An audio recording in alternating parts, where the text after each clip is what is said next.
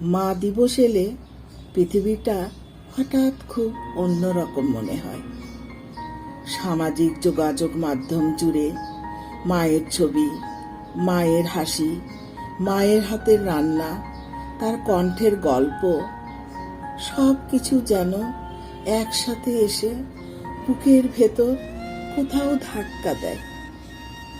আমি চুপ করে থাকি, কারণ আমার মা নেই।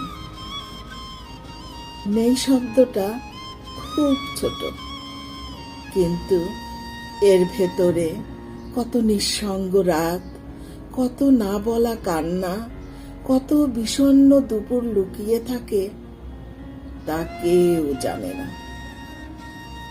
এক সময় মা দিবস এলে কবিতা লিখতাম। মায়ের শাড়ির গন্ধ নিয়ে লিখতাম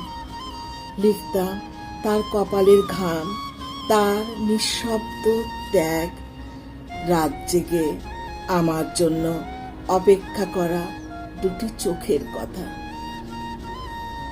এখন লিখতে বসলে হাত কেঁপে ওঠে, শব্দগুলো আর আসে না আগের মতো।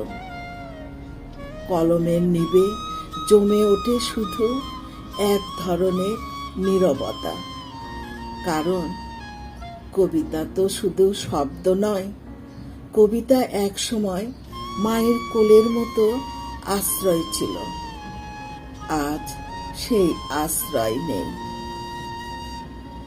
মাঝে মাঝে মনে হয় মা মারা যান না, মা শুধু পৃথিবীর দৃশ্যমান জায়গা থেকে অদৃশ্য হয়ে যান। তারপর সন্তানের প্রতিটি দুঃখের ভেতর, প্রতিটি ক্লান্ত সন্ধ্যায়, প্রতিটি একাকী ভোরে নীরবে ফিরে ফিরে আসেন। তবু আমি আর মা দিবসে কবিতা লিখব না, কারণ প্রতিটি পংক্তি লিখতে গেলে মনে হয় আমি যেন মায়ের কবরের পাশে বসে নিজের হৃদয়টায় ধীরে ধীরে পড়ে শোনাচ্ছি।